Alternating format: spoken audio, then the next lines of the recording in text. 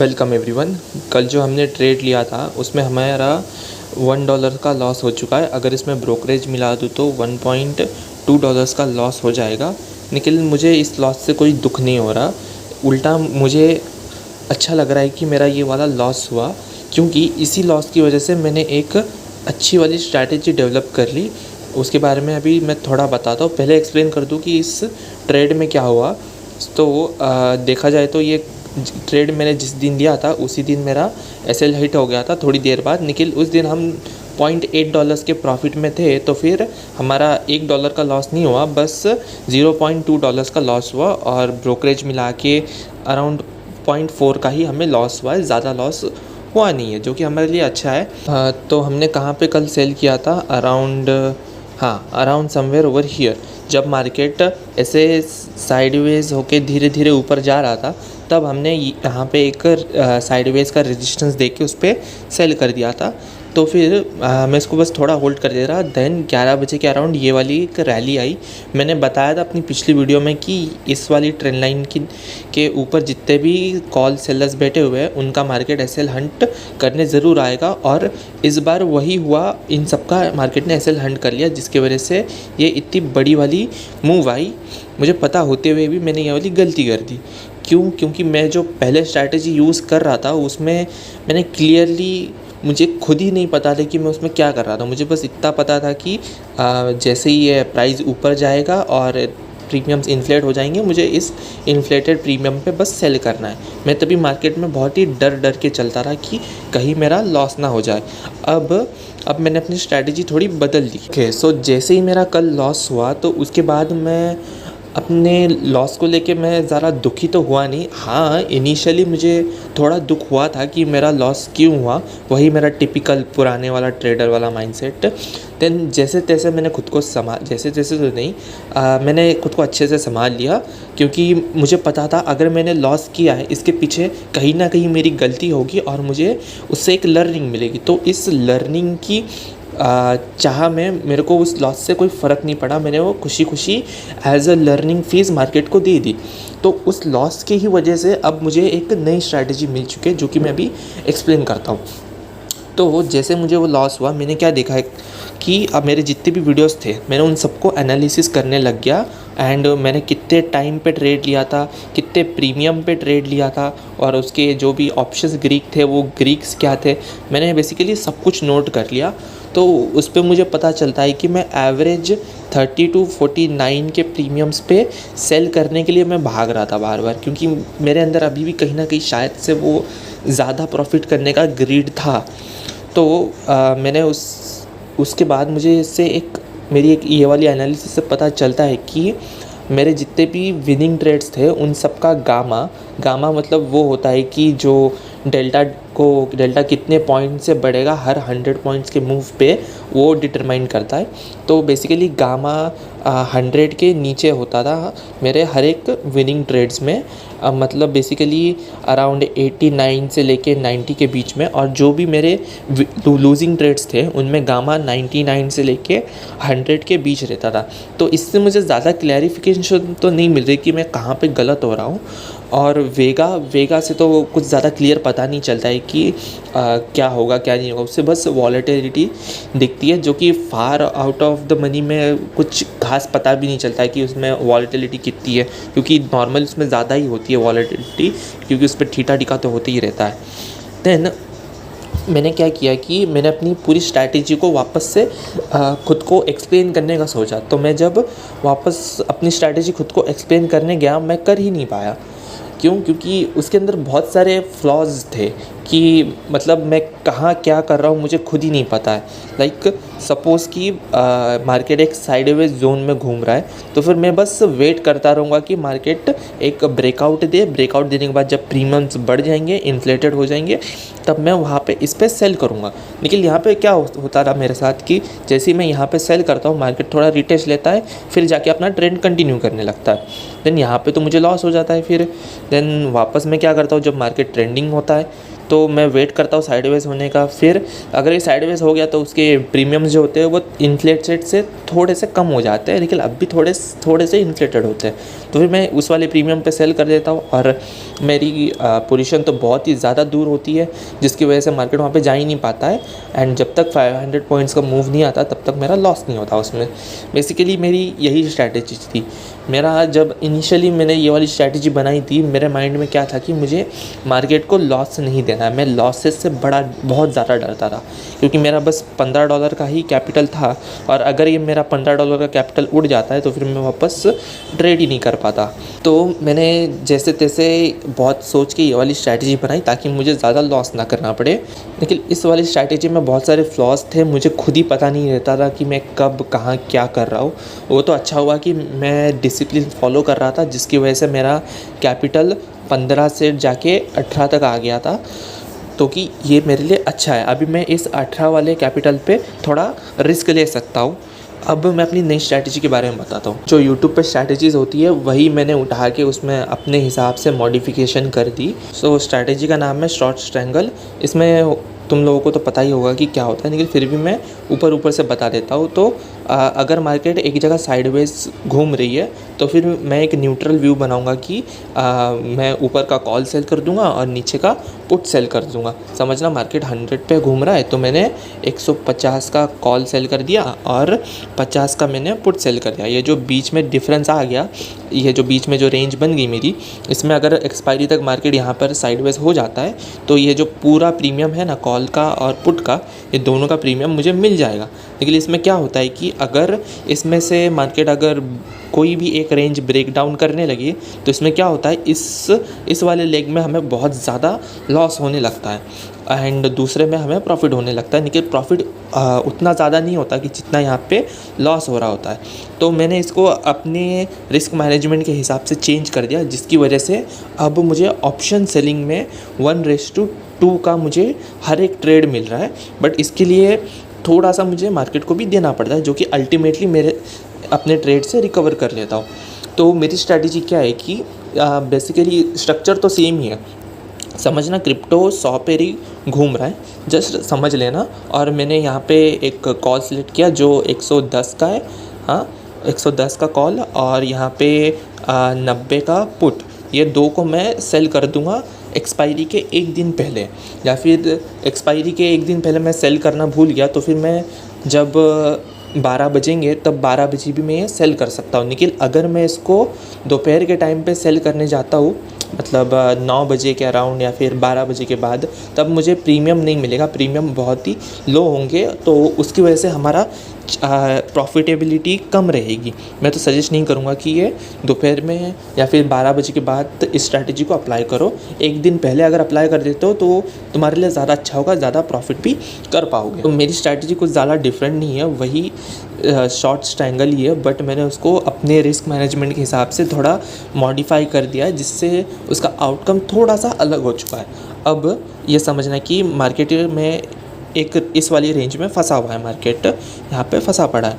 तो मैं यहाँ पे पहले यहाँ का कॉल बेचूंगा, फिर यहाँ का पुट बेचूंगा, एंड दोनों के प्रीमियम समझना 10 के प्रीमियम चल रहे हैं एक्सपायरी के एक दिन पहले।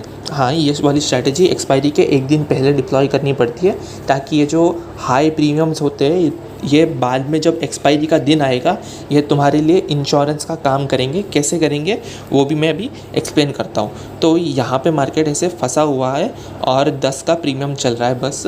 तो यहाँ पे क्या करेंगे हम, ये जो हमारा जो कॉल का एग्जांपल ले लेते हैं। कॉल का जो हमारा 10 का प्रीमियम है, इसका 30% हम लेंगे। 30% जो हमारा एसएल होगा और हम ये सिस्टम में लगा के रखेंगे। 30% मतलब इसका $3 का इसका एसएल होगा। तो मैं क्या करूँगा, इस कॉल के एसएल में जाके सिस्टम में मैं ये $13 का एसएल डाल दूँगा और पुट पे भी जाके मैं $13 का एसएल डाल दूँगा। तो यहाँ पे अभी दो चीज़ होगी, यहाँ पे अभी दो चीज़ हो सकती है कि जैसे समझना, अगर मार्केट यहाँ से मूव ही नहीं करता, ऐसे साइडवेज होके साइडवेज में ही एक्सपायर हो जाता है। तो फिर इसमें तो मेरा डबल फ़ायदा होगा, क्योंकि ऊपर का 10 और नीचे का 10 मुझे 20 रुपये का प्रीमियम मिल जाएगा। अगर सपोज़ मार्केट कहीं ना कहीं एक जगह ब्रेकआउट दे देता है, समझते हैं उसने कॉल की तरफ ब्रेकआउट दे दिया, तो यहाँ पे क्या होगा कि कॉल का जो लेग होगा वो अगर जैसे ही 13 का प्राइस हिट करेगा, वो मेरा trade automatically auto square of हो जाएगा, और मेरा जो ये वाला पुट का जो ट्रेड होगा वो अल्टीमेटली प्रॉफिट में आ जाएगा। वो बेसिकली अगर मेरा कॉल का कट हो गया तो ये पुट का तो एटलीस्ट 10 से गिर के 5 तक तो आ ही जाएगा। तो ये जो इसमें 5 का डिफरेंस आ गया, 5 का डिफरेंस आया, वो 5 में से जो $3 मेरे कॉल के ट्रेड में गए थे, कॉल के ट्रेड में मेरे $3 चले गए थे, वो $3 में इस वाली पुट की ट्रेड से मैं रिकवर कर लूँगा, और जो बचे हुए $2 रहेंगे उसको मैं एज माई ट्रेलिंग एसएल में यूज़ कर सकता हूँ, या फिर मैं अपने हिसाब से उसको यूज़ कर सकता हूँ। बस एक रेंज चाहिए तुम लोगों को, रेंज में मार्केट घूमना चाहिए, या फिर एक ट्रेंडी मार्केट भी है उसमें भी तुम लोग कर सकते हो। लेकिन मैंने अभी तक तो ये टेस्ट नहीं किया है, बस थेरोटिकली है ये सब। बस मैं अभी कुछ वीक्स इसको टेस्ट करने वाला हूँ, फिर जाके मैं अपने रियल कैपिटल से इसको ट्रेड करके देखूँगा, एंड क्या पता काम भी कर जाए, कोशिश करने में क्या आ जाती है। तो गाइज़ अभी मैं आ चुका हूँ डेल्टा एक्सचेंज की मॉक ट्रेडिंग वेबसाइट पे, जहाँ पे हम पेपर ट्रेड कर सकते हैं। और ये मेरा पेपर ट्रेड है जिस पे मैंने दोपहर के अराउंड पोजीशन बना रखी थी एक्सपेरिमेंट करने के लिए। बेसिकली मैंने बहुत सारे पोजीशंस यहाँ पे ले रखे थे। अगर तुम्हें ऑर्डर हिस्ट्री दिखाओ, अकाउंट बनाने के बाद मैंने बहुत सारे ट्रेड्स लिए, एक्सपेरिमेंट किए, फिर जाके मुझे एक स्टेबल सी एक कंक्लूजन पे आता हूँ कि मैं कुछ चीज़ें कर सकता हूँ इसके अंदर। और इसका मैं अगर तुम लोगों को चार्ट दिखाऊँ तो हाँ ये रहा। तो मैंने इसको जब कहाँ पे सेल किया था, कितने बजे, 2 बजे के अराउंड में, नहीं 2 नहीं 3 बजे के अराउंड मैंने इसको सेल किया था। मतलब जब मार्केट यहाँ पे घूम रहा था, इसका बेसिकली 10 का प्राइस चल रहा था, तब मैंने इसको सेल किया था। और इस 10 रुपये का 30% मैंने एसएल लगा दिया, तो यह आ गया 12.50% पे। वही उसके आसपास मैंने ऊपर नीचे करके थोड़ा लगा दिया। देन ये मेरा पुट का है, तो जब से मैंने ये ट्रेड लिया फिर मार्केट बुलिश हो रहा था और मेरी डायरेक्शन में जा रहा था। तो ये 10 का प्रीमियम धीरे धीरे डीके होते होते अभी कितना 4.5 पे चल रहा है। और जो इसका दूसरा लेग था जो मैंने कॉल सेल किया था, उस पे मेरा एसएल हिट हो चुका है। अगर मैं दिखाऊँ तो कहाँ गया, हाँ ये वाला, ओके ये दूसरा वाला लेग है वो वाले पुट वाले ट्रेड का। तो मैंने इसको ये वाली साइडवेज जोन पे सेल किया था। इसके समवेयर अराउंड हियर, इस वाले हाई पे मुझे $15 का इस पर प्रीमियम मिला था। और ये वाला जो रिसेंटली हाई बना है, इसके बीच में कहीं पे मेरा एसएल था, वो भी 30% का ही था, 15% का। तो हाँ, और एक चीज़ मैं बताना भूल गया, ये जो मैं जितने भी ट्रेड्स ले रहा हूँ ये सब इथेरियम के अंदर है। और मैंने नोटिस किया है कि बिटकॉइन के अंदर भी हम कर सकते हैं, लेकिन इथेरियम के अंदर हमें ट्रेड की सेफ्टी मिलेगी, और इसमें जो भी वॉलेटिलिटी होती है वो वॉलेटिलिटी भी रिलेटिवली कम होती है। तो देखा जाए तो हमें बेनिफिट होगा, और ऊपर से हमारी क्वांटिटी भी इसके अंदर ज़्यादा होगी। तो मैं नॉर्मली अगर अपना पूरा कैपिटल इथेरियम के अंदर डिप्लॉय करता हूँ तो मैं 0.50 क्वांटिटी खरीद सकता हूँ। तो मैंने क्या किया, मेरे जो दोनों लेग थे कॉल का और पुट का, मैंने इन दोनों पे हाफ करके डिवाइड कर दिया। तो 25-25 क्वांटिटी मैंने दोनों पे ले ली। इन दोनों में से मेरा एक ट्रेड तो ऊपर जाना ही था, तो मैंने इन दोनों पे एसएल लगा के इसको छोड़ दिया। तो जैसे ही मार्केट ऊपर गया मेरा कॉल का एसएल हिट हो गया और ये मेरा अल्टीमेटली कट हो गया, और फिर मेरा पुट का जो ट्रेड था वो मेरा बचा रहा। तो इसमें मेरे को कॉल पे जितना भी लॉस हुआ, अराउंड $1 का मुझे यहाँ पे लॉस हुआ था। अगर तुम लोगों को मैं जाके PNL दिखा दूँ, कहाँ गया, ये रहा, ये वाला कॉल मेरा एग्ज़िट हुआ था, और रियलाइज़ PNL $0.8 का है। और तुम लोग तो बोलोगे $1 का था, लेकिन नहीं, अगर मैं इसमें ब्रोकरेज फ़ीस भी मिला लूँ, ये रही, ये जो ट्रेडिंग फ़ीस थी ये भी तो मेरा एक्सपेंस ही है ना। तो इसको भी अगर मैं एक्सपेंस मान के काउंट कर लूँ तो मेरा $1 का लॉस हो गया इस पर। तो जैसे कि देख ही सकते हो, हमारा जो ये वाला ट्रेड था इस पर हमें $1 और 12 सेंट्स का हमें प्रॉफिट हो रहा है। तो हमारे पिछले ट्रेड्स में जो हमें लॉस $1 का लॉस हुआ था वो तो हमारा रिकवर हो ही गया, उसके साथ साथ हमें अभी $12.12 का हमें प्रॉफिट चल रहा है। और कल तक अगर मैं इसको होल्ड कर लेता हूँ तो हमें $2.5 का प्रॉफिट होगा। मतलब हमारा R/R हो गया 1 R/R होगा 1:1.5 का। अगर मुझे इसका हाई प्रीमियम मिलता तो ये 1:2 का ट्रेड बन जाता। निखिल कोई बात नहीं, अब मैं तो फ़िलहाल एक्सपेरिमेंट ही कर रहा हूँ, ये तो कल की एक्सपायरी आने पे ही पता चलेगा। ऑल्सो ये जो $1 का प्रॉफिट आया हुआ है ये एज अ इंश्योरेंस काम करेगा मेरा। अगर मार्केट मेरे अगेंस्ट भी जाता है तो पहले ये $1 का जो प्रॉफिट है ये पहले लॉस में कन्वर्ट होगा, फिर जाके मैं लॉस में आऊँगा, जो कि बड़ा ही मुश्किल है। एक्सपायरी के दिन इतना होना मुश्किल है। तो या मेरी ट्रेड तो मतलब पूरी थेरोटिकली बेस्ड है अभी। मुझे नहीं पता ये एक्चुअल में जब मैं करूँगा इसको तब मुझे प्रॉफिट होगा भी या नहीं, मुझे कुछ नहीं पता। मैंने बस आज ही प्लानिंग की और आज ही मैंने ये वाली स्ट्रैटेजी डेवलप कर ली एंड मेरे पास कैपिटल नहीं था, तो मैं पहले पेपर ट्रेडिंग से इस स्ट्रैटेजी को मैं पहले 1 वीक तक टेस्ट करूँगा। और हमारा जो इंडियन मार्केट है निफ्टी, बैंक निफ्टी, मैं उन पर भी इसको टेस्ट करके देखूँगा। मुझे इस 1 वीक के अंदर जितना हो सके उतना ज़्यादा इस वाली स्ट्रैटेजी को टेस्ट करना है, ताकि मुझे अलग अलग इसके फॉल्ट्स पता चले कि कौन सी जगह पे कहाँ क्या प्रॉब्लम हो रही है। ये सब मुझे पता चल गया तो फिर मैं उसके हिसाब से ट्रेड ले सकता हूँ। और अगर मैं एक बार इस वाली स्ट्रैटेजी की पूरे फ्लॉज और जो भी इसके पॉजिटिव पॉइंट्स है मैं सब समझ गया, तो फिर मैं इस पर एक वीडियो बना के तुम लोगों को भी इसका बारे में बता सकता हूँ, ताकि मेरे साथ साथ तुम लोग भी प्रॉफिट कर सको।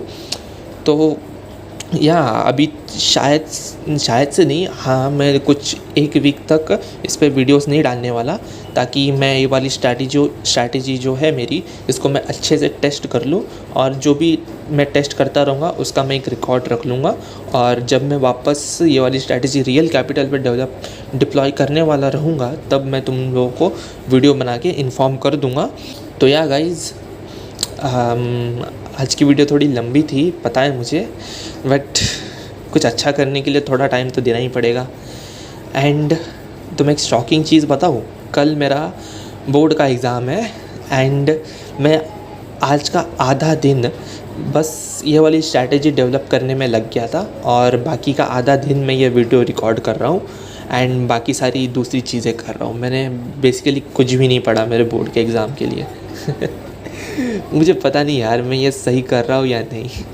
मेरे उम्र में बच्चे जाके बोर्ड की तैयारी करते हैं, अच्छे मार्क्स लाने के सपने देखते हैं, और मैं यहाँ पे क्या कर रहा हूँ, क्रिप्टो में ऑप्शंस ट्रेड कर रहा हूँ, यूट्यूब पे वीडियोस बना रहा हूँ और अपनी स्ट्रैटेजी डेवलप कर रहा हूँ। यार बड़ी अनोखी चीज़ हुई यार मैं। एनीवेज गाइज, तो मिलते हैं कल तो नहीं, 1 वीक बाद मिलते हैं। अपनी पहले मैं स्ट्रैटेजी डेवलप कर लूँ, फिर तुम लोगों को वीडियो बना के इन्फॉर्म करता हूँ। ओके, ख्याल रखना, गुड बाय।